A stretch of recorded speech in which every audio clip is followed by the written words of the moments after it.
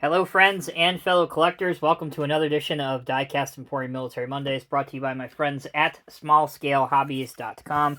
Here's the business card if you are not familiar with them.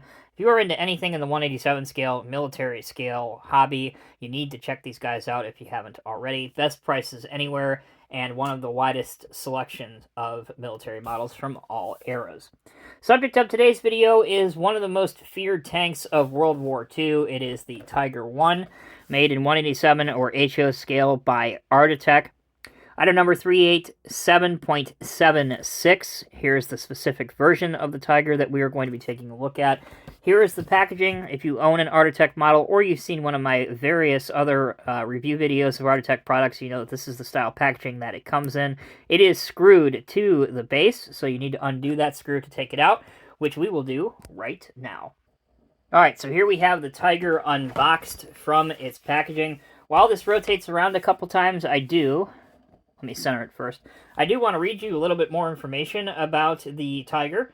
So the Tiger Heavy Tank was produced by Hensel based on a 1941 design and entered production in August 1942. A total of 1,350 were built before production ceased in August 1944, and the type was replaced by the even more frightful King Tiger. There were three main variants: a command tank, a recovery vehicle fitted with a large winch, and the Sturm Tiger, which was fitted with a rocket launcher. The Tiger was an excellent tank, but complicated, and therefore difficult to produce in large numbers and maintain.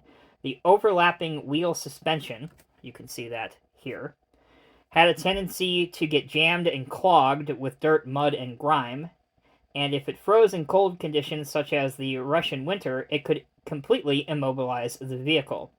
The Tiger first saw action against the British in Tanzania in 1942, and therefore after appeared on all fronts. It takes a crew of 5, or at least it took a crew of 5 to operate the Tiger. The vehicle weighed just north of 120,000 pounds. It could go about 62 miles, which is 100 kilometers. The armor, depending on the location, was between 25 to 100 millimeters thick, which is 1 to 3.94 inches. Its main armament, which is what everybody feared, was the 88, which they also offered the 88 in tow-behind vehicles, and that also wreaked a world of hurt on the Allies. But besides the 88, it had one coaxial 7.92 machine gun, and then it had a MG-34 machine gun, which you see right up here.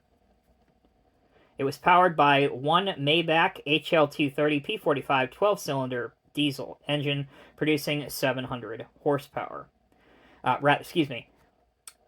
Gas engine, not diesel engine. 12-cylinder gas engine, producing 700 horsepower.